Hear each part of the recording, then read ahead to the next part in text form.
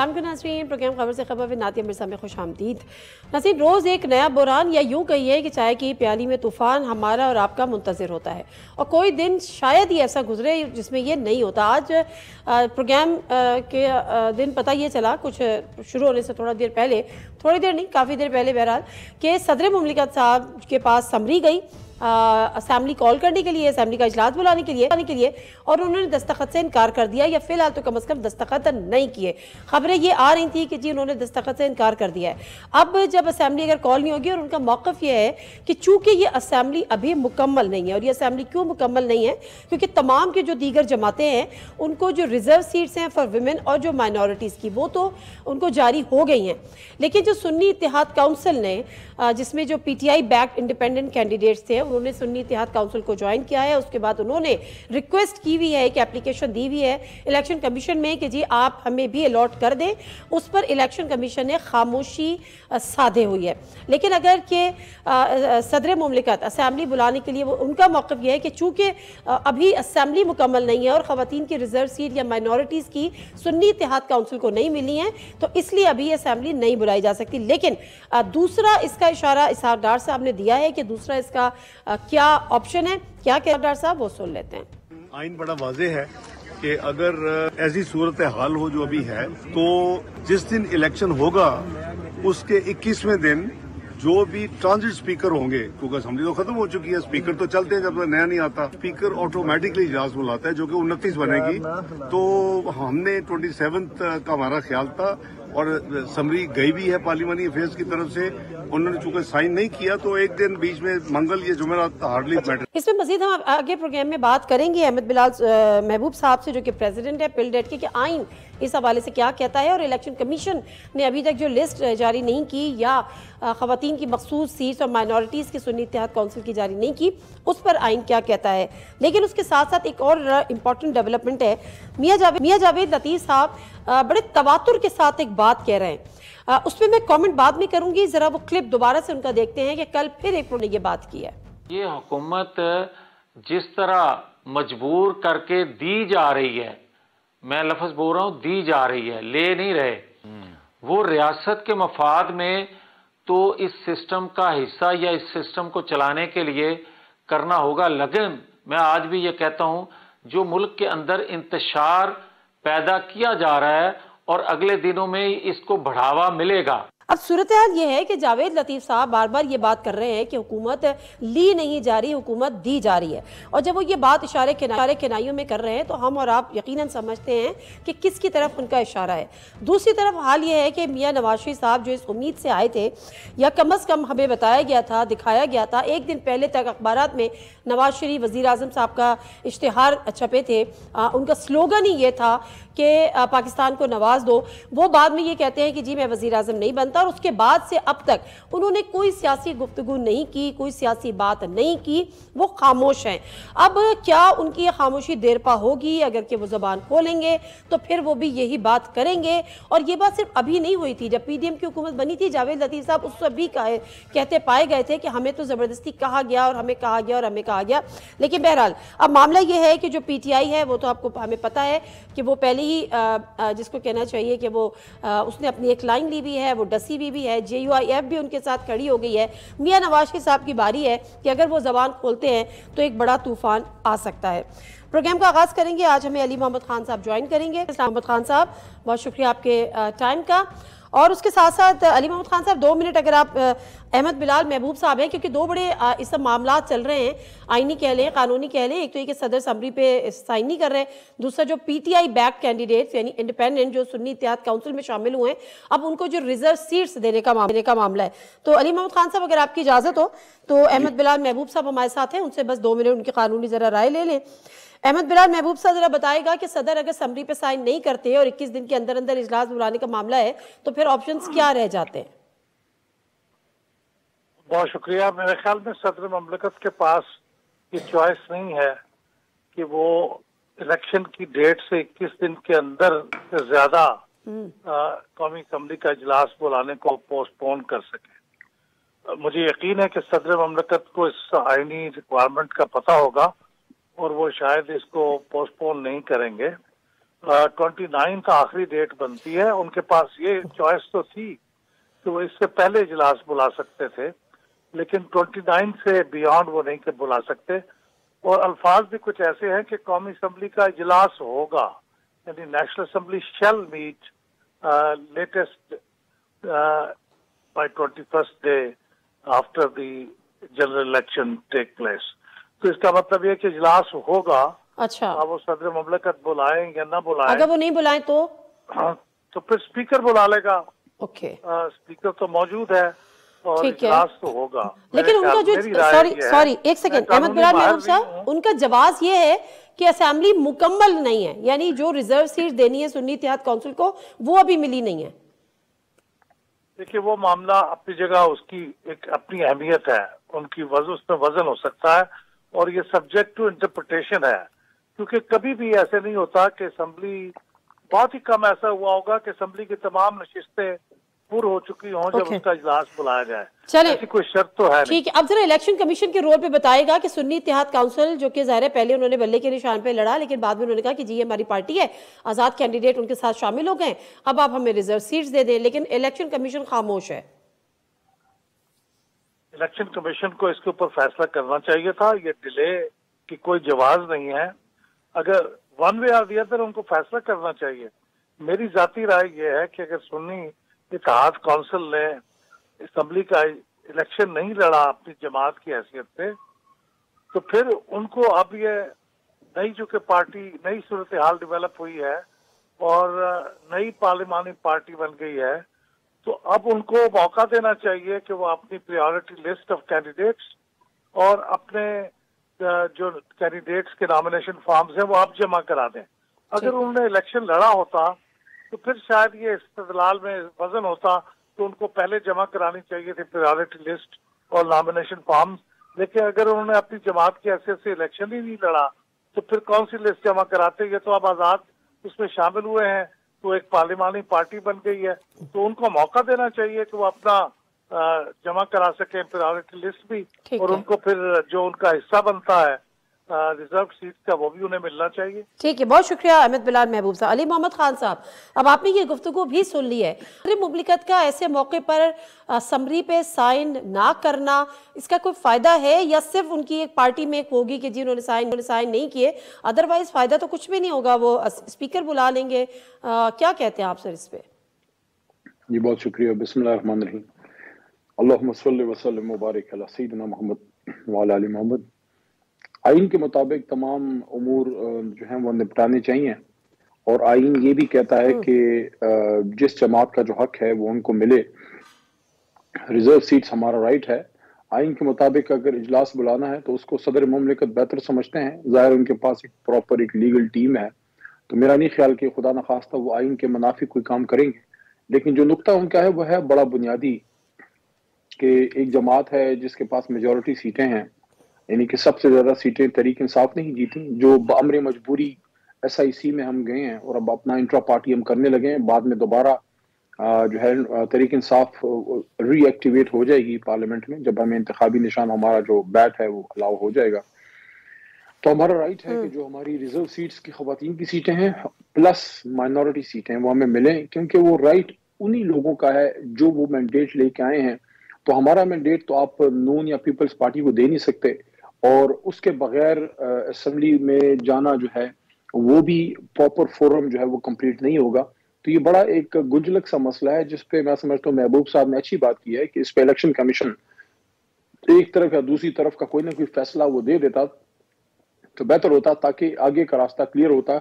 अव्वल तो हमें उम्मीद है कि वो आइन के मुताबिक फैसला करेंगे इलेक्शन कमीशन, और हमें हमारी रिजर्व सीटें वो मिलेंगी। लेकिन खुदा न खास्ता अगर ऐसा नहीं होता तो फिर अदालत का एक रास्ता हमें ओपन हो जाता, मिल जाता। तो ये दो सूरत हाल है। ठीक है, बिल्कुल ठीक है। अच्छा, जो सदारती इलेक्शन है वो भी मेरा ख्याल है 1 मार्च को ऐलान हुआ है, नहीं सॉरी 9 मार्च को ऐलान हुआ है कि वो होंगे, और सेनेट के इलेक्शन से पहले वो होंगे। तो ज़ाहिर है उनके पास टाइम भी बहरहाल आरिफ अलवी साहब के साथ कम है, और आज एक लंबा प्रोपेगेंडा भी हुआ कि उन्होंने ये किया, मतलब एक प्रेस कॉन्फ्रेंस उन्होंने की है कि उनकी जायदादों के हवाले से और इन चीज़ों के हवाले से। खैर वो आगे बात करते हैं। अब बहरहाल जो है एक نون لیگ اور پیپلز پارٹی کے اتحاد کے بعد ان کی جو نمبر گیم ہے جو کہ میجک نمبر ہے وہ تو پورا ہو گیا ہے. اب یہ بات تو فی الحال طے ہے کہ پی ٹی آئی چونکہ یا سنی اتحاد کونسل چونکہ کسی اور جماعت سے انہوں نے الائنس نہیں کیا, بات نہیں کی, تو وہ اپوزیشن میں بیٹھیں گے. اب پوچھنا آپ سے یہ ہے کہ اپوزیشن میں ایک جارحانہ اپوزیشن کرنے کا ارادہ رکھتے ہیں یا مفاہمانہ اپوزیشن کرنے کا ارادہ رکھتے ہیں کہ جی سیاسی جماعتیں مل بیٹھیں قوم کے یا ملک کے عظیم تر مفاد میں؟ دیکھیے آئیڈیل تو یہ ہے کہ جس کا مینڈیٹ ہو وہ اس کو دیا جائے. میں آپ کو دو ایگزامپل. آپ اکیلے حکومت بنا نہیں سکتے نا علی محمد خان صاحب, آپ اکیلے بنا نہیں سکتے نا, کسی سے بات کرنے کو آپ تیار نہیں ہیں, مینڈیٹ مل بھی جائے آپ کا تو. جی میں عرض کر رہا تھا کہ جو اوریجنل مینڈیٹ ہے وہ تحریک انصاف کو ملنا چاہیے, عوام کا جو رائٹ ہے وہ ان کو ملنا چاہیے. اگر ڈیموکریسی کا مطلب جو ہے ڈیموکریسی با میجورٹی ہے, جو عوام کی جو رائے ہے, the will of the people that is supreme, تو پھر اتنے بڑے آپریشن میں, اتنے بڑے ایکسرسائز میں پوری قوم 25 کروڑ کا ہم نے ڈالا, اربوں روپے اس پہ لگ گئے, انہوں نے اپنا ایک مینڈیٹ دے دیا کسی بھی جماعت کو. ظاہر تحریک انصاف کی میں بات کروں, ہمیں انہوں نے دیا میجورٹی. اب اگر آپ نے اس کو آنر نہیں کرنا تو پھر بہت بڑا سوالیہ نشان بنتا ہے کہ کیا یہ آئین سے اور ڈیموکریسی سے ہم انصاف کر رہے ہیں. اگر ایسا نہیں ہے تو پھر اتنے بڑے پروسیس کی کیا ضرورت تھی؟ پھر تو ایک آٹوکریسی ہے, پھر تو ایک بادشاہت ہے. یعنی کہ میاں صاحب اور ان کی بچی اور شہباز صاحب ان کے بیٹے اور زرداری صاحب ان کے بیٹے اور پھر ان کے بیٹے اور ان کے بیٹوں کے بیٹے, اور پھر ٹھیک ہے جناح صاحب نے شاید یہ ملک خدا نخواستہ معاذاللہ اس لیے بنایا تھا کہ یہاں پیٹریارکل سسٹم یا آٹوکریسی ٹائپ ایک بادشاہت کا سسٹم ہو. ایک سوال. دوسرا دیکھیے کچھ لوگ زبانی کلامی ہوائی باتیں کر رہے ہیں. میں آپ کو پریکٹیکل دو ایگزامپلز آپ کے سامنے رکھتا ہوں, کوئی جا کے چیک کر لے. عالمگیر خان کراچی سے ہمارے ایم این اے رہے, اس بار وہ الیکشن جیتے ہیں فارم 45 میں. میرے سے ان کی بات ہوئی تو عالمگیر صاحب نے بتایا کہ ان کو کوئی 1,10,000 سے زیادہ ہیں, وہ 1,17,000 کے قریب ووٹ بنتے ہیں. 1 لاکھ کے قریب ان کے ووٹ منہا کر دیے گئے, اور جو دوسرے نمبر کا ہے اس کو جتا دیا گیا, جس کے کوئی بہت ہی ان سے کوئی 1 لاکھ ان کے ووٹ کم تھے جو جیتا ہے. ابھی میری وزیرستان سے تھوڑی دیر پہلے ہمارے ایم این اے صاحب جیتے ہیں, زبیر صاحب, ان سے ملاقات ہوئی, میرے مہمان تھے پارلیمنٹ لاجز میں. تو انہوں نے بتایا کہ جو وہ آپ کو یاد ہوگا الیکشن کے دوسرے دن ایک بڑا اندوہناک واقعہ ہوا اور محسن داوڑ صاحب پہ فائرنگ ہوئی. ہم نے تو اس کو کنڈیم بھی کیا, میں نے تو کال بھی کی, لیکن رابطہ نہیں ہو سکا. اللہ کا کرم ہے کہ ان کی زندگی بچی. ایکس ایم این اے پی ٹی ایم سے, ہماری جماعت سے نہیں ہے. اس سیٹ پہ ہمارے کینڈیڈیٹ جیتے. دوسرے نمبر پہ محسن صاحب, تیسرے نمبر پہ کوئی مولانا صاحب ہیں. تو انہوں نے بتایا کہ محسن صاحب کو بھی چھوڑا, ہمارے جو جیتے ہیں ان کو بھی چھوڑا فارم 45 پہ, تیسرے نمبر والے کو اوپر لے آئے. اچھا اب ان چیزوں کا فیصلہ کون کرے گا؟ کیا ہم کریں گے, آپ کریں گے, یا نون لیگ کرے گی؟ نو, اس کا فیصلہ الیکشن کمیشن نے اور عدالتوں نے کرنا ہے. تو کیا 5 سال لگانے ہیں؟ اگر ڈیلے کرنا ہے تو آپ کر سکتے ہیں. اب ان چیزوں کا حل یہ ہے کہ الیکشن کمیشن اس پہ ایک زبردست قسم کا رول ادا کرے. 2 مہینے کا ٹائم ہے ان کے پاس, اختیار ہے ان کے پاس, اس میں ٹرائیبیونل کی بھی کوئی ضرورت نہیں ہے. یہ جو فارم 45 ہے ان کا فیصلہ ہونا چاہیے. جب تک یہ فیصلہ نہیں ہوگا, دیکھیے اگر اس مینڈیٹ پہ لوگ بیٹھ جاتے ہیں, میں کہتا ہوں ہمارے سارے آرگومنٹ غلط ہیں. میں کہتا ہوں ہمارے سارے فارم 45 کے کیس چلو ہم کہتے ہیں غلط ہیں, کوئی صحیح نہیں ہے. لیکن اگر آپ اس کو ایڈریس نہیں کریں گے تو جو بھی بیٹھے گا اس کے مینڈیٹ پہ ایک بہت بڑا سوالیہ نشان ہوگا, اور وہ 5 سال رہے گا, کوئی بڑا فیصلہ نہیں کر سکے گا, کیونکہ قوم ملک کے ساتھ نہیں ہے. اس لیے آخری بات یہ ہے کہ ہم اپنے مینڈیٹ پہ جو قوم نے ہمیں ووٹ دیا ہے, ہم خود حکومت بنا سکتے ہیں. 175 سے 180 کے بیچ میں ہماری سیٹیں بنتی ہیں. ساری ڈیٹیلز فارم 45 ہم نے جو ہے وہ ہمارے پاس موجود ہے. ہمارے میجورٹی کینڈیڈیٹس جو ہیں انہوں نے خود اس کو اکٹھا کیا ہے. اب ضرورت اس کی ہے کہ اس کو ایڈریس کیا جائے. ادروائز دیکھیے ہمارا تو یہ بھی کلیم ہے کہ محترمہ مریم نواز شریف صاحبہ جس سیٹ پہ جیتے ہیں وہاں ہمارے میں شرافت صاحب جیتے ہیں ان سے, تو وہاں فارم 45 پہ ہمارا ایم پی اے جیتا ہے. وہاں سے آپ جو ہے چیف منسٹر لانے لگے, تو اگر چیف منسٹر کی اپنی سیٹ کوسچنیبل ہے, آپ مجھے بتائیں وہ پنجاب اسمبلی جس پہ تقریباً برابر ہیں, اس دھاندلی کے باوجود وہ کیا فیصلے کر سکیں گے؟ کیا یہ ملک کو کوئی راستہ اس الیکشن سے مل پایا؟ لیکن ٹھیک ہے, یہ بات آپ کی صحیح ہے علی محمد صاحب, بات درست ہے. بہت بڑا موقع تھا. میں پوچھنا یہ چاہ رہی ہوں, میں یہ پوچھنا چاہ رہی ہوں, میں ایک اور بات اس پہ آؤں گی, لیکن اس سے پہلے یہ پوچھنا چاہ رہی ہوں کہ جو سیٹس آپ کلیم کر رہے ہیں کہ فارم 45 آپ کے پاس سارے ہیں, 180 185 جو بھی, تو وہ تمام کے تمام اس کے ریفرنس یا وہ تمام کے تمام شکایتوں کے لیے تمام سیٹس کے الیکشن کمیشن سے رجوع کیا جا چکا ہے؟ 100 پلس بنتی ہے اگر دیکھا جائے تو. دیکھیں جو جن کے کیسز ہیں وہ تو انڈیویجولی کر رہے ہیں, لیکن پارٹی کی طرف سے ہم سپریم کورٹ میں سلمان راجہ صاحب پٹیشن تیار کر رہے ہیں, اور پارٹی کی طرف سے ہم سب سے بڑی عدالت میں اس پہ جانے لگے ہیں تاکہ پراپر ڈیٹیل کے ساتھ, کیونکہ وہ ظاہر ہے تھوڑا ارقریزی کا کام ہے, اس میں ساری ڈیٹیل ڈاکیومنٹس جمع کرنے ہیں. اس پہ سلمان اکرم راجہ صاحب اپنے دوسرے وکلاء کے ساتھ مل کے ایک پراپر ایک پٹیشن سپریم کورٹ میں انشاءاللہ جمع کرنے لگے ہیں, جس میں ساری ڈیٹیل ہم دیں گے کہ ہمارے ساتھ انصاف کیا جائے. اور میں یہ سمجھتا ہوں کہ سپریم کورٹ کا ایک اچھا رول تھا جب انہوں نے یہ کہا کہ یہ الیکشن ہوگا 8 فروری کو اور پتھر پہ لکیر ہوگا. وہ تو بات ٹھیک ہے, لیکن اس کے ساتھ ایک ذمہ داری بطور وکیل میں سمجھتا ہوں کہ ہمارے آنریبل سپریم کورٹ پہ یہ بھی آتی ہے کہ آپ نے اتنا بڑا انیشیٹو لیا جس کو سب نے اپریشیٹ کیا, کہ آپ نے رات کو عدالت لگائی اور آپ نے حکم دیا کہ الیکشن وقت پہ ہوگا, اور جو اس کے خلاف بھی بات کرے تو یہاں تک بات ہوئی کہ آپ وہ گفتگو اپنے گھر میں کر لیں لیکن کسی سے باہر آپ نے نہیں کرنی, الیکشن وقت پہ ہوگا. تو پھر صرف کیا وقت پہ الیکشن ہونا ضروری تھا یا صاف اور شفاف ہونا بھی ضروری ہے؟ تو اس کے لیے میں سمجھتا ہوں کہ سپریم کورٹ آف پاکستان جو سب سے بڑی عدالت ہے, ہماری اس سے توقع ہے, ہماری اس سے امید ہے کہ وہاں سے ہمیں انصاف ملے گا. اچھا علی محمد خان صاحب, ایک سوال یہ ہے کہ دیکھیں نا, اب پنجاب میں جو کچھ ہوا, میاں اسلم صاحب آپ کے وزیر اعلیٰ کے امیدوار تھے اور he was not allowed even to come over and to enter in the assembly, اور پولیس وہاں پہ کھڑی رہی ان کی گرفتاری کے لیے, اور یہ آپ اس حد تک آپ مجبور ہیں کہ آپ نے اپنا کینڈیڈیٹ ہی چینج کیا. اور دوسری طرف ہم یہ دیکھ رہے ہیں بہت سارے سینئر جرنلسٹ ہیں, وہ لکھ بھی رہے ہیں, بول بھی رہے ہیں کہ کوئی مزید سختی ہوگی, کوئی نرمی نہیں ہوگی, کسی قسم کا ریلیف نہیں ملے گا, اور مزید سختی ہونے جا رہی ہے تو کوئی معافی نہیں ملے گی. تو یہ ساری چیزیں اور یہ والا جو ماحول بنا ہوا ہے, اور وہ ہمیں اندازہ بھی ہو رہا ہے, اس میں اب آپ لوگوں کی حکمت عملی آگے کیا ہوگی؟ کس طرح سے کوئی بہتر ماحول یا کوئی بہتر فضا قائم کرنے کی کوشش کریں گے کہ کسی طرح سے چیزیں حل ہوں؟ کیونکہ فی الحال تو امپریشن یہی ہے, جس کی جو وجوہات ہیں وہ یقیناً یہی وجوہات ہیں. دیکھیے پہلے تو یہ بہت بڑی زیادتی ہے کہ ایک الیکٹڈ ایم پی اے کو آپ وہاں جانے نہیں دے رہے, آپ اس کو اوتھ نہیں لینے دے رہے, آپ اس کو اسمبلی سیشن میں انٹر نہیں ہونے دے رہے. کیوں بھائی, کیا وجہ ہے؟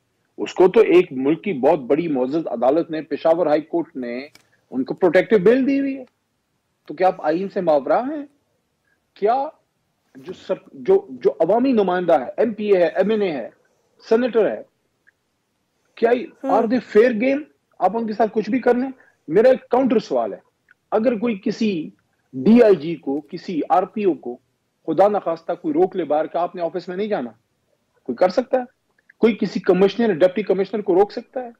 کوئی کسی سیشن کورٹ کے یا خدا نخواستہ معاذ اللہ ہائی کورٹ یا کسی بڑی عدالت کے کسی جج کو اگر روکے کہ آپ نے عدالت میں نہیں جانا, یا خدا نخواستہ کسی اور ذمہ دار ادارے کے کسی بڑے افسر کو کوئی روک سکتا ہے کیا یہ ساری یہ جو مذاق ہے صرف عوامی نمائندوں کا اڑایا جانا ہے کہ ایک ایم پی اے کو آپ روک رہے ہیں؟ کیا وہ جگہ جہاں سے قانون سازی ہونی ہے, دیکھیں نا, یہ ثابت ہوتا ہے نا کہ جو کہا جا رہا ہے کہ نرمی نہیں برتی جائے گی. مطلب یہ ہے, دیکھیں اس کا مطلب یہ ہے, یہ بےزتی, دیکھیے میری بات سنیے, یہ بےزتی اس ایم پی اے کی نہیں ہے, یہ بےزتی اس لاکھوں لوگوں کی ہے جو اس کا وہ نمائندہ ہے. جب آپ نے اس ملک کے ایک سابق وزیر اعظم کے کالر پہ ہاتھ ڈالا تو بھول جائیں کہ اس کا نام عمران خان تھا. He was ex prime minister of Pakistan. وہ آپ نے توہین اس عمران خان نامی شخص کی نہیں کی تھی, وہ توہین آپ نے ان 25 کروڑ کی تھی جس کا وہ نمائندہ تھا, جس کا وہ وزیر اعظم رہا ہے. تو میں اب ہم کیا گلا کریں کہ یہاں اگر اس ملک میں ایک عوامی نمائندے کی یہ عزت ہے کہ اس کو پولیس والے روکیں کہ آپ اندر نہیں جائیں, ٹھیک ہے, اگر اس نے کوئی غلط کام کیا ہے قانون کے مطابق اس کے اریسٹ وارنٹس لے کے آئیں اور اس کے سامنے پیش کریں کہ یہ فلانی عدالت نے آپ کو بلایا ہے. لیکن ہم کیا گلا کریں جو ابھی ترسوں رات 2 راتیں پہلے جو عمران ریاض خان کے ساتھ ہوا ہے, کیوں نہیں آپ کا میڈیا اس پہ بولتا, کیوں نہیں جرنلسٹ اس پہ بولتے, کیا اس نے کرپشن کیسے کر دی اور اس کے بڑے والد نے کیسے کر دی, اس پہ بات کرنا کیوں شجر ممنوع ہے؟ उसने तो अपने हिस्से का कष्ट काट नहीं, कोई लिया। ममनुआ नहीं है, हमने तो कल भी जिक्र किया था, परसों भी जिक्र किया था। बहरहाल बहुत शुक्रिया, सब आपकी तरह नहीं है। Thank you very much Ali Mahmood Khan साहब आपके टाइम का। अब आगे बढ़ते हैं, प्रोग्राम के अगले हिस्से में डॉक्टर फारूक सत्तार साहब से बात करेंगे, क्योंकि मामला कुछ यूं है कि जो पीपल्स पार्टी और PMLN के जो मामला तय पा गए, तो जो मैजिक नंबर होता है टू फॉर्म द गवर्नमेंट, वो तो पूरा हो गया। अब MQM के पास भले ही 22 सीटें हो जो माइनॉरिटीज और विमेन रिजर्व सीट मिला के, लेकिन बज़ाहिर वो इस पोजीशन में नहीं है, या वो किंग मेकर्स वाली पोजीशन में नहीं है कि वो या माजी में जिस तरह से होते थे। अभी MQM का कहना यह है कि हो सकता है हम अपोजिशन में भी बैठ जाएं, लेकिन उनके कुछ मामलात किस हद तक तय पाए। कई दिन वो इस्लामाबाद रहे, फिर लाहौर गए, शहबाज शरीफ साहब से मुलाकात हुई, फिर वापस आए। अब उन्होंने क्या तय किया है, उनकी डिमांड्स एग्जैक्टली क्या क्या हैं। डॉक्टर फारूक सत्तार साहब एक ब्रेक के बाद हमारे साथ होंगे, उनसे बात करेंगे।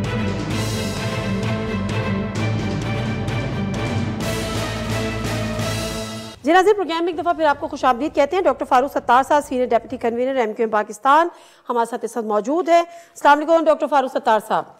वालेकुम अस्सलाम। डॉक्टर फारूक सत्तार साहब, एक वक्त था कि आपको जब हुकूमत का हिस्सा बनाना होता था तो वक्त आपके मरकज़ पे विजिट करता था, फिर एक वक्त था कि आप अपनी बातें भी मनवाते थे, अपनी शराइत भी मनवाते थे, क्योंकि आप किंग मेकर होते थे, जिसके साथ जाएंगे वो हुकूमत बनाएगा, लेकिन वो माजी था। आज ऐसा नहीं है। अब इस सूरत हाल में आपने क्या तय किया है कि जो मुलाकातें आपकी हुई हैं नून लीग के साथ, क्या आपके मुतालबात हैं और मामलात किस हद तक पहुंचे हैं?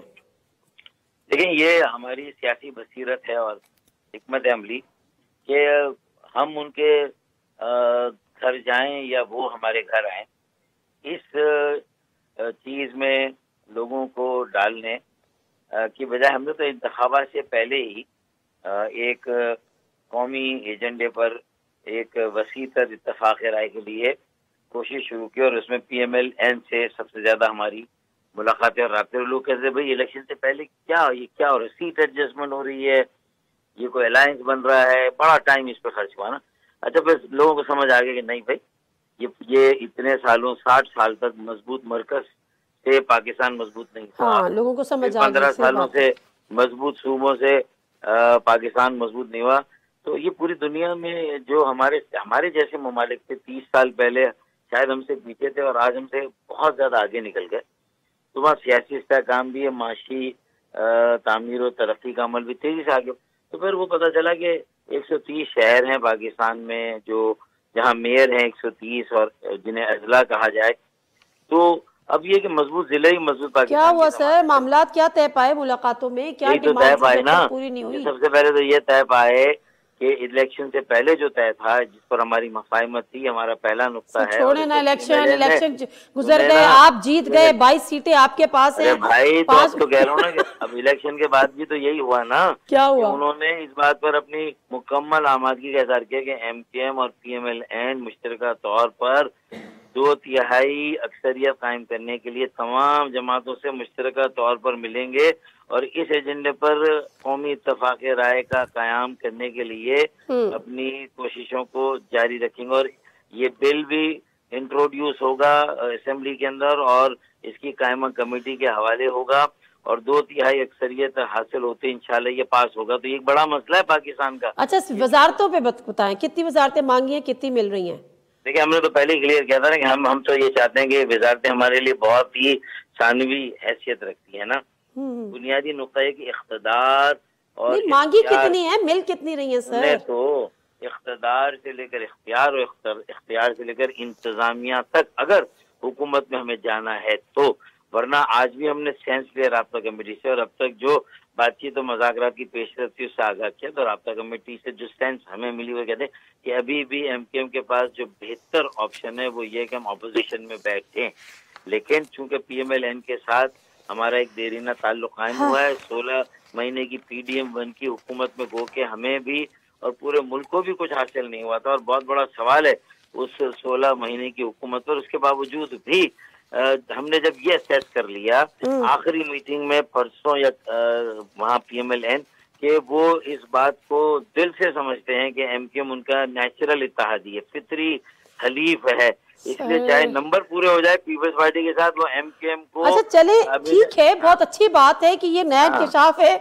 कि नून लीग आपकी फितरी इत्तेहादी है। चले, अच्छी बात है अगर आप समझ रहे हैं, लेकिन मैं सिर्फ ये पूछना चाह रही हूँ सर کہ جو معاملات طے ہوئے، کون کون سی وزارتیں آپ نے مانگی ہیں، کتنی وزارتیں آپ کو آفر کی گئی ہیں، کامران ٹسوری صاحب پہ اتفاق ہوا کہ وہ کنٹینیو کریں گے یا نہیں ہوا؟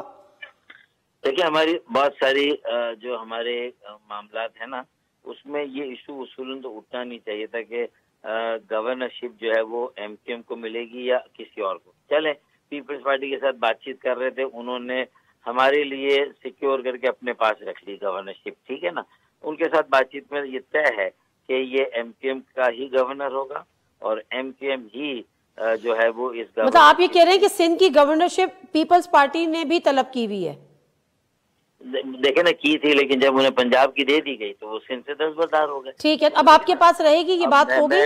دیکھیں میں تو یہ بھی کہہ رہا ہوں کہ مجھے جو ہے وہ یو کے میں انگلینڈ کی مجھے گورنرشپ چاہیے، تو بھائی وہ تو جس کی مرضی ہے جو مطالبہ کر دے. سر آپ کو مل گئی، کامران ٹسوری ہی کنٹینیو کریں گے، یہ یقین دہانی ہوئی نہیں ہوئی؟ دیکھیں نا یقیناً، اور انشاءاللہ جو آپ کہہ رہی ہیں، آپ کے منہ میں کی شکر، انشاءاللہ ایسا ہی ہوگا. کیونکہ دیکھیں نا ہمارے یہاں سے اگر ہمیں کسی کو نام دینا، آج رابطہ کمیٹی میں بڑی کلیئر بات ہو گئی کہ بھائی میرٹ پہ دیکھیں. چلیں یہ بات ہو گئی کہ گورنرشپ آپ کو مل گئی، ٹھیک ہے. دیکھیں ایک زمانے میں خالد مقبول بھائی نے 6 نام دیے تھے نا، اب ہمارے پاس کامران ٹسوری بھائی کے علاوہ ایمانداری کے بعد ان کی خدمات، ان کی اہلیت. سر وہ تو سب ہے، لیکن کامران بھائی کب آپ کے گورنر تھے سر؟ وہ بھی دوسرے فروغ نسیم تھے آپ کی پارٹی کے، جو حقیقت ہے. فروغ نسیم بھائی کی اہمیت اپنی جگہ پر ہے، بالکل ہے، اس میں کوئی شک نہیں ہے. چلے اچھی بات ہے، اچھی وہ تو ملنی تھی. دیکھیں کامران ٹسوری صاحب کی جو خدمات ہیں اور جو ظاہر سی بات ہے جو سارا کچھ ہے وہ تو انہوں نے تو شاید کنٹینیو کر ہی لینا تھا. اب آ جاتے ہیں وزارتوں پہ. سر پلیز بتا دیں، ٹائم کم ہے، کتنی وزارتیں ڈیمانڈ کی ہیں، کتنی پوری ہو گئی ہیں؟ میرے خیال میں دیکھیں ہم نے تو نہ وزارتوں کی تعداد ڈیمانڈ کی نہ وزارتیں ڈیمانڈ کی. ہم نے کہا آپ ہمیں کیسے انتظامیہ میں، آپ ہمیں کیسے اقتدار میں اور اختیار میں، کس طرح آپ فیصلہ سازی اور پالیسی سازی میں ہمیں کیسے آپ وہ کیا ہمارے اگر کوئی تحریری معاہدہ تو اس میں کیا وربیٹم آئے گا کہ آپ ہمیں کیسے مطمئن کریں گے. اور ہم اپنے ووٹ بینکوں کی یہ معاہدہ وہ پہلے جیسا معاہدہ نہیں ہے اور اس معاہدے پر عمل درآمد ہوگا، اس کی پھر کیا گارنٹی ہوگی، ٹائم لائن کیا ہوگی. جو کراچی کے لیے میگا پروجیکٹ کے منصوبے کیے، آپ سے منصوبے مانگ رہے، وزارتوں میں دلچسپی نہیں ہے؟ دیکھیں ہم نے تو کہا کہ ہم اپوزیشن میں بھی بیٹھ کر اس حکومت کو چلانے کے لیے جو ہماری کوشش ہے ایشو ٹو ایشو بیس پر ہوگی، ہم ساتھ ہوں گے. لیکن ہم نے اجازت چاہی تھی کہ اگر آپ کے نمبر پورے ہیں، جس کی ہمیں کچھ لوگوں نے یہ بار بار سنایا بھی تھا، کچھ لوگوں نے کہ بھائی نمبر پورے، تو ہم نے کہا بھائی ہماری طرف سے آپ کے لیے بہت ساری دعائیں، ہم خیر سے، ہمیں اپوزیشن مبارک ہوں، اپوزیشن جا کے ہمارا تو پولیٹیکل قد بہت اوپر چلا جائے گا اگر ہم اپوزیشن میں بیٹھے تو قد اوپر کر لینا سر، یہ تو بہت ہارڈ. دیکھیں قد اوپر کر لیں سر، ہمت کریں، دیکھیں قدم بڑھائیں. فاروق ستار صاحب اب ہم آپ کے ساتھ ہیں.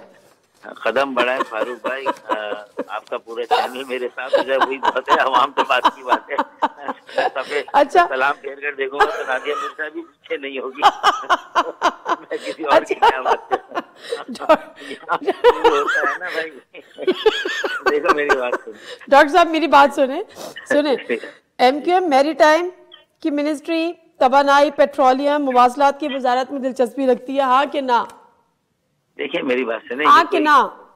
یہ کوئی وہ پروگرام تھوڑی ہو رہا ہے زینہ بزینہ ایک زمانے میں آتا تھا کہ جس میں صرف ہاں یا نہ میں جواب دینا ہوتا تھا. بھائی ہم پولیٹیکل لوگ ہیں، ہمارے یہاں ہاں اور نہ کے بیچ میں بھی بہت ساری گنجائش ہوتی ہے. کیسے آپ کسی سیاسی آدمی سے ہاں یا نہ میں کوئی جواب نہیں، میں نے کہا دلچسپی رکھتے ہیں، میں نے یہ تھوڑی کہ ڈیمانڈ کر رہے ہیں. ہاں اس بات ہے کہ معاشی بحالی، معاشی استحکام، معاشی ترقی کی رفتار کو تیز کرنے کے لیے کراچی کو اس کا کردار جو اس کا ایک جو کردار رہا قومی، وہ اسے واپس ملنا چاہیے. کراچی میں بڑے پیمانے پر سرمایہ کاری ہونی چاہیے، یہاں کے بنیادی مسائل ہونے چاہیے، اور کراچی چلتا ہے تو پاکستان چلتا ہے، یہ ہمارا فوکس ہے. اور مقامی حکومت. اچھا وہ کون سے حالات ہوں گے جس میں آپ اپنا قد بڑھاتے ہوئے اپوزیشن میں بیٹھیں گے؟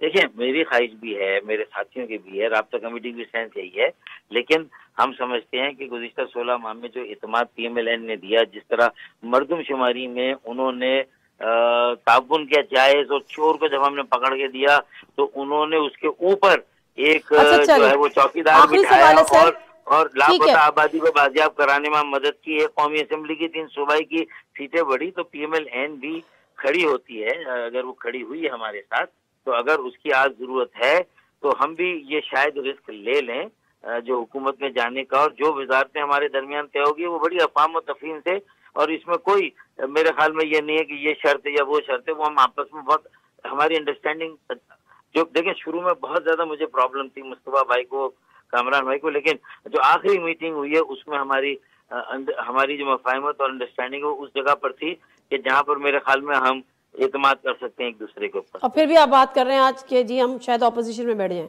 یہ تڑیاں کیوں لگتی ہیں پتہ ہے نا ہمیں؟ اس لیے کہ دیکھیں، اس لیے کہ مجھے اگر یہ نظر آ رہا ہو کہ میرا زیادہ سیاسی فائدہ اس میں ہے، تو میں اگر سیاسی طور پہ بالکل خود غرض ہو جاؤں، اس وقت جو قومی ضرورت ہے اس کو نہ دیکھوں، جو اس وقت ٹھیک ہے، بالکل صحیح، وہ نہ دیکھوں، تو پھر تو میں یہ کر سکتا ہوں. بالکل صحیح بات ہے نا، درست. چلیں، thank you very much doctor Farooq Sattar sahab. Doctor صاحب سے ایک اپنا بڑا عزت کا احترام کا تعلق ہے، اس کا شاید ہم تھوڑا سا فار گرانٹیڈ لے لیتے ہیں، بٹ اینی ویز اچھی بات ہے اگر حکومت کا حصہ بنے، ایک مستحکم حکومت آئے. اور لیکن خود وہ کہہ رہے ہیں کہ سیاسی خط تب بڑھے گا جب ہم اپوزیشن میں بیٹھ جائیں گے، تو میرا خیال ہے سیاسی خط بڑھانے میں کوئی حرج بھی نہیں ہے. بریک لے لیتے ہیں سندھ کی صورتحال پہ. اور سندھ کی مطلب مراد یہ ہے کہ جمعیت علماء پاکستان کا کل ایک پروٹیسٹ تھا، اور اس پروٹیسٹ پر جس طرح سے دھاوا بولا گیا، جس طرح سے لاٹھی چارج ہوا، سارا کچھ ہوا. اینی ویز وہ اب ارادہ ان کا ہے کہ جی دھاندلی ہے، ہم اس کی تحریک چلائیں گے. دوسری طرف نون لیگ کا کہنا یہ بھی ہے کہ ہم ان کو بھی حکومت میں شامل کریں گے، آلدو کہ لیٹ ہو چکی ہے، مولانا صاحب کہہ بھی چکے ہیں. لیکن JUIF کا آگے لاہ عمل کیا ہوگا، ہم مختصر سا بریک لیتے ہیں. راشد سومرو صاحب ہمارے ساتھ ہوں گے، ان سے بات کریں گے.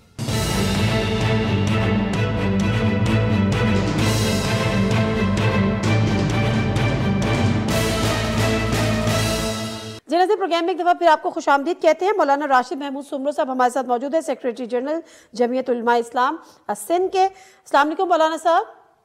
جی وعلیکم السلام ورحمۃ اللہ. مولانا صاحب بہت بہت شکریہ آپ کے ٹائم کا. لیکن آپ سے گفتگو سے پہلے کل جو کچھ ہوا ہے، جو کچھ غنڈہ گردی یا پولیس دہشت گردی جو آپ کے ایک پرامن مظاہرہ جو کہ دھاندلی کے خلاف تھا، جو آپ کا آئینی حق ہے، اس کے خلاف جو کچھ ہوا، جس طریقے سے عورتوں کے اوپر بھی GDA کا آپ کا ایک مشترکہ ایک مظاہرہ تھا، یہ ذرا ویژولز دیکھیے گا کہ کس طرح سے یہ عورتوں کے اوپر بے ایمانہ تشدد کیا گیا، جس طرح سے ان کو پکڑ کے ان کو موبائل وینز میں ڈالا جا رہا ہے، ان پہ تھپڑوں کی برسات ہو رہی ہے. یہ کون سے جمہوری رویے ہیں؟ یہ کون سے جمہوری ممالک ہیں؟ ہم جمہوریت کے نام پہ الیکشن لڑتے ہیں، جمہوریت کے نام پہ پوری سیاسی کیمپینز کرتے ہیں، لیکن جب جمہوری ایک آئینی اور جمہوری حق کا استعمال کرتے ہیں یہی عوام، تو ان کے ساتھ ہم یہ سلوک کرتے ہیں. اور یہ کون سی مثالیں ہم قائم کر رہے ہیں، یا کون سی ہم جمہوریت کی خدمت کر رہے ہیں؟ اور معاملہ یہاں پر یہ پہلا واقعہ نہیں ہے، اللہ کرے کہ آخری ہو، امید نہیں ہے، لیکن دعائیں کر سکتے ہیں. اس ملک میں اب صرف دعائیں رہ گئی ہیں، دوائیں ختم ہو چکی ہیں. بات یہ ہے کہ یہ ایک صوبے کی پولیس کا معاملہ نہیں ہے، یہ تمام صوبے کی، پورے ملک کی پولیس کا معاملہ ہے. پولیس کو کس کی شے ہے، پولیس کے اوپر کوئی آئین اور کوئی قانون ان کے اوپر خود پہ لاگو نہیں ہوتا. تھوڑا سا پیچھے چلے جائے، تھوڑا سا کیا ایک دن پیچھے چلے جائے، پتنگ بازی کے موقع پر ایک لڑکے کو گرفتار کیا، اس کی ماں منتیں کر رہی ہے، تو وہاں کے جو SHO ہیں اس عورت کے اوپر، ایک میل SHO نے اس عورت کے منہ پہ تھپڑ جڑ دیا. پھر جو ٹیکسلا کا تلا گنگ کا ایک واقعہ جس میں ایک لڑکے کو پکڑا، اس پہ شدید بے ایمانہ پولیس نے تشدد کیا. یہ ویڈیو بھی منظر عام پہ، اس کی داڑھی پکڑ کے، اس کا ہاتھ مروڑ کے. تو سوال یہ ہے کہ پولیس کو کس کی شے ہے؟ پولیس کو ٹریننگ کیوں نہیں دی جاتی؟ پولیس کو خود قانون کے وہ رکھوالے ہیں، خود قانون میں رہتے ہوئے وہ اپنے آپ کو اپنے اندر ریفارمز کیوں نہیں کرتے؟ ایک بہت بڑا سوالیہ نشان ہے. پولیس کے اوپر سے مکمل طور پر اعتبار عوام کا ختم ہو چکا ہے. مولانا صاحب، اس سے پہلے میں آگے کی بات کروں، جو کل آپ کے ساتھ ہوا، آپ کے ساتھ سے مراد جو آپ کے دھرنے میں یا آپ کے احتجاج میں، جو کہ GDA کا بھی تھا، آپ کا بھی تھا، ایک مشترکہ تھا، یہ ہوا کیا؟ کس کی ایما پہ ہوا؟ کس کی شے پہ ہوا؟ اور اس کی ضرورت کیوں پیش آئی؟ کیا آپ لوگ پرامن نہیں تھے؟ مجھے تو کچھ سمجھ نہیں آیا. سب سے پہلے تو آپ کا بہت شکریہ ادا کرتا ہوں، اور ابھی تک سوچ رہا ہوں کہ کل کیا ہوا اور کیوں ہوا. دیکھیں، مولانا فضل الرحمان صاحب پر 3 خودکش دھماکے ہوئے، عبدالغفور حیدری صاحب پر دھماکہ ہوا، اکرم خان دورانی پر ہوا، مولانا صاحب کے بیٹے پر ہوا. ایک جلسے سے ہم نے 80 اپنے ورکروں کے خودکش دھماکے میں جنازے اٹھائے. حافظ حمداللہ پر حملہ ہوا، میں نے اپنے والد کا گولیوں میں چھلنی جنازہ اٹھایا. اس وقت ہم نے آگ نہیں لگائی، توڑ پھوڑ نہیں کی، اس وقت جلاؤ گھیراؤ نہیں کیا، تو یہ کیسے ممکن ہے کہ ایک پرامن احتجاج میں ہم نے پولیس پر دھاوا بول دیا؟ جنازے پہ ہمارا ریئیکشن یہ ہے کہ ہم پرامن ہیں، بم دھماکے کے ہمارے اوپر ریئیکشن یہ ہے کہ ہم پرامن ہیں، اور ایک ووٹ کے پرچی پر ہم پرامن سے پرتشدد بن گئے۔ کل صبح 8 بجے ہمیں روکا گیا ٹول پلازا کراچی پہ، Sassui toll plaza Thatta Sujawal road پہ، جہاں روکا گیا ہم بیٹھ گئے۔ 6 گھنٹے انہوں نے بٹھایا، ہم پوچھتے رہے بھائی کیوں بٹھایا ہے، کوئی آرڈر ہے؟ جی لا رہے ہیں، اور 2 بجے دوپہر کہا کہ جی ہم سے غلطی ہو گئی، آپ کو اجازت ہے، آپ جا سکتے ہیں۔ جب پولیس نے خود راستہ کھولا، ہمیں اجازت دی جانے کی، ہم وہاں سے روانہ ہوئے شارع فیصل پہ۔ شارع فیصل پہ ہم جب نرسری کے مقام پر پہنچے تو ٹرک لگا کے انہوں نے بند کیا ہوا تھا، 2 بندے ہمارے گئے، انہوں نے کہا بھائی ہم پریس کلب جانا چاہتے ہیں، ابھی تو شام کے 4 بج رہے ہیں، اسمبلی کا اجلاس ہو گیا، ممبران نے حلف لے لیا، آپ جانے دیں۔ انہوں نے کہا نہیں جی آپ کو اجازت نہیں، آپ آگے نہیں جا سکتے۔ ہم نے کہا ٹھیک ہے، ہم وہیں روڈ پر شارع فیصل پر رومال بچھا کر بیٹھ گئے۔ یہ نہیں ہے کہ ہم نے روڈ شارع فیصل بند کیا، کل سے ٹی وی پہ بھی یہ چل رہا ہے کہ JUI کے دھرنے کی وجہ سے شارع فیصل بلاک ہے، نہیں، پولیس کے وین، پولیس کے کنٹینر، پولیس کی گاڑیاں کی وجہ سے شارع فیصل پہلے سے بلاک تھا، وہاں سے ہمیں آگے جانے کی جگہ کیوں آئی؟ میں وہی بتا رہا ہوں، ہم روڈ پہ ابھی میں بیٹھا ہی تھا، اچانک سے آوازیں شروع ہو گئیں، فائرنگ اور لاٹھی اور ربڑ کی گولیاں۔ اچھا مجھے بندوں نے اٹھایا اور آگے سب سے پہلے فرنٹ پہ میری گاڑی تھی، قافلے کو لیڈ میں کر رہا تھا، مجھے گاڑی میں لے کے گئے۔ جب میں گاڑی میں بیٹھا تو میں نے باہر دیکھا کہ اینٹیں بھی آ رہی ہیں، پتھر نہیں اینٹیں پوری، جو میں نے خود اپنے اس موبائل فون میں ریکارڈ کیا ہے، میں آپ کو بھیج دیتا ہوں ابھی۔ اور اس کے بعد پھر میں جب باہر نکلا میں نے کہا کہ جی ان کو روکوں، میں اسی حالت میں باہر نکلا، میری ٹانگ پہ بھی کچھ لگا ہے، لیکن وہ رات کو جب میں ہاسپٹل گیا ہوں تو انہوں نے کہا یہ پتھر نہیں، کیونکہ ہڈی تک سوراخ بن گیا ہے اندر اور اسٹچز لگے ہیں اس کو، تو شاید وہ ربڑ کی گولی لگی ہے یا شیل لگا ہے۔ میں نے اس کے بعد حالات کو کنٹرول کیا، کارکنوں کو پیچھے کیا، میں اس وقت گاڑی پہ کھڑا ہوا اور کارکنوں سے حلف لیا کہ آپ پرامن رہیں گے، مجھ سے اوتھ لیں، اور میرے کارکنوں نے مجھ سے پرامن رہنے کا اوتھ لیا۔ پھر میں نے پولیس کو روکا، پولیس کو کہا کہ بھئی کیوں ظلم کر رہے ہو، اور سول کپڑوں میں لوگ تھے، آنسو گیس پولیس چلا رہی تھی، سول کپڑوں میں لوگ تھے جو ہمیں اینٹیں مار رہے تھے، ہمارے ایک کارکن کو ماتھے پہ لگی ہے۔ ہو رہا تھا دیکھیں سندھ میں تو نگراں حکومت ہے نا، پیپلز پارٹی کی حکومت نہیں ہے، تو نگراں حکومت کی سب کرا رہی تھی، اور سول کپڑوں میں کون تھے؟ آپ بھی بڑی عجیب سی بات کرتی ہے، مجھے ہنسی آ گئی۔ نگران وزیر اعلیٰ کس کے کہنے پہ لگایا گیا ہے؟ جو DIGs اور IGs اور SSPs اور DCs اور اسسٹنٹ کمشنر اور مختار کار لگے ہوئے ہیں، یہ وہی بندے نہیں ہیں جن کو نوکریاں پیپلز پارٹی نے دی ہیں۔ پیپلز پارٹی نے میرٹ کا قتل عام کر کے یا پیسے لے کر یا کسی وڈیرے اور نواب اور سردار کے بیٹے کو SP اور DC لگایا ہوا ہے۔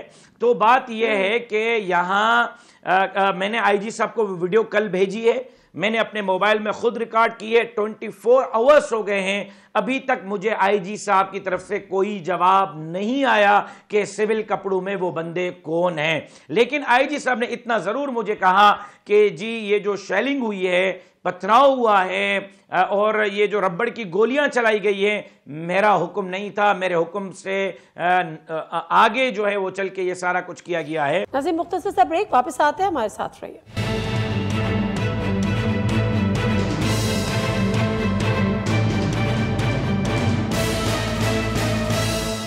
پروگرام میں ایک دفعہ پھر آپ کو خوش آمدید۔ اگر IG صاحب کا حکم نہیں تھا اور سول کپڑوں میں لوگ تھے تو پھر تو ذہن ایک ہی طرف جاتا ہے، نامعلوم افراد تھے۔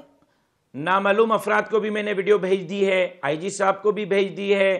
مجھے معلومات یہ ہے کہ پولیس کے ساتھ سول کپڑوں میں لوگ پیپلز پارٹی کے ورکر تھے، باقاعدہ پلاننگ کے ساتھ ان کو لایا گیا تھا، کیونکہ پچھلے 8-10 دن سے جناب بلاول بھٹو زرداری صاحب پیر صاحب پگاڑا پر اور مجھ پر بہت ناراض ہیں، اور بے نظیر صاحبہ جب شہید ہو گئیں تو انہی کے پارٹی کے ورکروں نے پورے ملک کو جلایا تھا، اور میں نے اپنے والد کا گولیوں میں چھلنی جنازہ اٹھا کے بھی امن کی بات کی، لیکن وہ پرامن ہیں، وہ جمہوریت والے ہیں، میں دہشت گرد ہوں، اس لیے کہ شاید مجھے پگڑی اور داڑھی ہے، داڑھی اور پگڑی والے پہ جلدی دہشت گردی کا لیبل آ جاتا ہے، تو وہ ناراض تھے، شاید کل انہوں نے اپنا غصہ اتارنا تھا۔ لیکن میں شکریہ ادا کرتا ہوں سندھ پولیس کا، ہم چلے جاتے اسمبلی کے باہر پرامن مظاہرہ کرتے، 2-4 تقریریں کرتے، اپنا احتجاج ریکارڈ کرتے اور واپس آ جاتے۔ یہ تو سندھ پولیس کی بڑی مہربانی ہوئی کہ صبح 8 بجے سے لے کر اور اب تک کوئی 48 گھنٹے گزرنے کے ہیں اور وہ ابھی تک ہمیں جو اسپیس مل رہا ہے اس حوالے سے، تو پولیس کی بڑی مہربانی۔ آئندہ بھی یہ کام کرتے رہا کریں،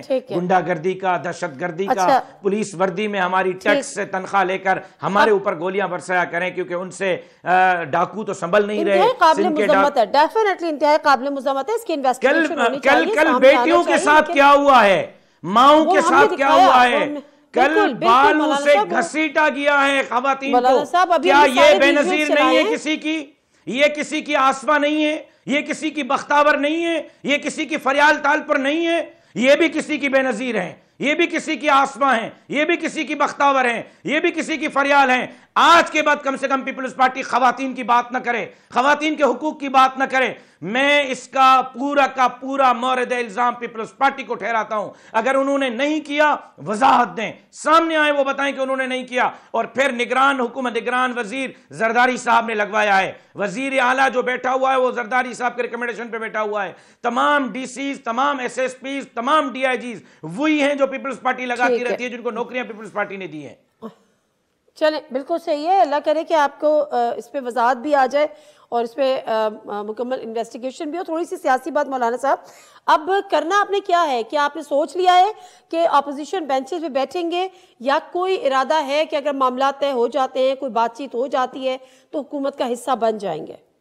نہیں، اپوزیشن میں ہی بیٹھیں گے اور بڑے تکڑے انداز میں بیٹھیں گے جب تک ہماری CC جنرل کونسل کے اجلاس نہیں ہو جاتے۔ ابھی اسلام آباد کا ہو گیا ہے، پرسوں KPK کا ہے، 3 مارچ کو صوبہ سندھ کا ہے، 5 کو بلوچستان کا ہے، 8 کو پنجاب کا ہے۔ اس کے بعد اگر ہماری جنرل کونسلز نے یہ فیصلہ دے دیا کہ ہمیں سیاست کو خیر بات کہنا ہے تو جمعیت علماء اسلام پارلیمانی سیاست کو خیر بات کہہ دے گی۔ تو کیا آپ کے جو لوگ MNA الیکٹ ہوئے ہیں، چاہے بھلے کم ہوئے ہو، وہ استعفے دے کے باہر نکل آئیں گے؟ جی، سب MNAs، MPAs، سینیٹرز سب استعفے دے کے باہر آ جائیں گے۔ پھر روڈ پہ احتجاج کی ایجیٹیشن پالیٹکس کریں گے، اسٹریٹ پالیٹکس کریں گے؟ وہ اب جنرل کونسلز طے کریں گے، میں ابھی کچھ کہہ نہیں سکتا۔ جو بھی ہوگی آئین کے دائرے کے اندر ہوگا، قانون کے اندر ہوگا۔ مولانا فضل الرحمان کا والد اس ملک کو آئین دینے والا ہے، مولانا فضل الرحمان اس ملک کے آئین کے لیے کردار ادا کرنے والا ہے۔ 50 سال مولانا فضل الرحمان نے اس ملک کے آئین کے لیے کردار ادا کیا ہے۔ وہ 27 سال کی عمر میں پارلیمنٹ میں گیا تھا۔ آپ کے دیکھیں، آپ تو PDM کا حصہ تھے نا، آپ تو PDM کا حصہ تھے، PDM کے صدارت مولانا صاحب کے پاس تھی۔ معاملات خراب کہاں ہوئے؟ سب تو گڈی گڈی چل رہا تھا 16 ماہ۔ PDM کی تو آپ بات ہی نہ کریں نا۔ PDM تو جس دن حکومت ختم ہو گئی، نگران سیٹ اپ آیا، اسی دن PDM ختم ہو گئی تھی۔ اگر PDM ہوتی تو لاڑکانہ میں بلاول صاحب کا مقابلہ نہ کرتا، لاہور میں JUI میں نواز شریف، شہباز شریف صاحب کا مقابلہ نہ کرتی، ڈیرہ اسماعیل خان میں تعلقات تو آپ کے اچھے رہے نا تھرو آؤٹ، پھر خرابی کہاں سے پیدا ہوئی؟ تعلقات کا یہ مطلب نہیں ہے، تعلقات کا یہ مطلب نہیں ہے کہ میں چور کو چور کہوں، تعلقات کا یہ مطلب نہیں ہے کہ میں بوگس کو بوگس نہ کہوں، تعلقات کا یہ مطلب نہیں ہے کہ میں غلط کو صحیح کہوں اور صحیح کو غلط کہوں، تعلقات کا یہ مطلب نہیں ہے کہ مجھے جو بھی چیز منہ میں ڈالی جائے گی وہ میں کہتا رہوں گا۔ تعلقات کا مقصد یہ ہے کہ آپ ملک کے لیے سیاست کرتے ہیں، غریب عوام کے لیے سیاست کرتے ہیں۔ اگر عوام ہی کا ووٹ چوری کر کے جعل سازی سے حکومت بنائیں گے اور پھر کہیں گے کہ اس کو مانو۔ وقت کی کمی کے باعث مولانا صاحب میں صرف یہ جاننا چاہ رہی ہوں کہ خرابی شروع کہاں سے ہوئی آپ لوگوں کے تعلقات کی؟ خرابی، ہمارے تعلقات ان سے اچھے ہیں، خراب نہ تھے نہ ہیں۔ یہ ایک بات آپ کلیئر کریں کہ اس حوالے سے ہمارا خدشہ، ہمارا تعلق کی خرابی، ہمارے اشکال، ہماری شکایت کسی سیاسی جماعت سے نہیں ہے، الیکشن کمیشن آف پاکستان سے ہے، اسٹیبلشمنٹ سے ہے۔ نہیں تو آپ کو جب میٹنگز ہو رہی تھی، زرداری صاحب سے رابطہ ہو رہا تھا، فلاں سے ہو رہا تھا، تو مولانا صاحب سے نہیں ہوا، پھر بعد میں جب مولانا صاحب سے ہوا، مولانا صاحب نے کہا بڑی دیر ہو گئی، تو کیوں نہیں آپ کو اسی طرح سے آگے رکھا گیا جس طرح سے تحریک عدم اعتماد کے وقت رکھا گیا تھا؟ نہیں، وہ پہلے ہی ہمارے گھر تشریف لائے تھے۔ میاں شہباز شریف صاحب کا جس دن اعلان ہوا کہ وہ وزیر اعظم بنیں گے، اسی دن وہ مولانا صاحب کے گھر تشریف لائے۔ PTI والے اراکین اگلے دن مولانا صاحب کے گھر تشریف لائے، پھر بلوچستان کے اراکین مولانا صاحب کے گھر تشریف لائے، لیکن ہم نے ان کو کہا ہے کہ ہماری مجلس عاملہ نے یہ فیصلہ کیا کہ ہم نے اپوزیشن میں جانا ہے. جب تک جعلی مینڈیٹ کو ٹھیک نہیں کیا جاتا، جعل سازی کو ٹھیک نہیں کیا جاتا، ہمارا چوری شدہ ووٹ ہمیں واپس نہیں دیا جاتا، تب تک ہم کسی بھی حکومتی اتحاد میں بیٹھنے کے لیے تیار نہیں رہیں گے. ٹھیک ہے، اور اپوزیشن کریں گے جس طرح سے سنی اتحاد کونسل کرے گی جس میں پی ٹی آئی کے انڈیپینڈنٹ کینڈیڈیٹ شامل ہوئے ہیں. سنی اتحاد کونسل کیا کرتی ہے کیا نہیں کرتی، میں سمجھتا ہوں کہ مولانا فضل الرحمان سے زیادہ تکڑا کوئی منجھا ہوا سیاستدان نہیں ہے. مولانا فضل الرحمان ایک ہی پوری اسمبلی پر بھاری ہوگا جب وہ اسمبلی میں جائے گا. چلے، بہت شکریہ مولانا راشد محمود سومرو صاحب آپ کے ٹائم کا، اور پروگرام سے دیجیے نادر مرزا کو اجازت. اللہ حافظ.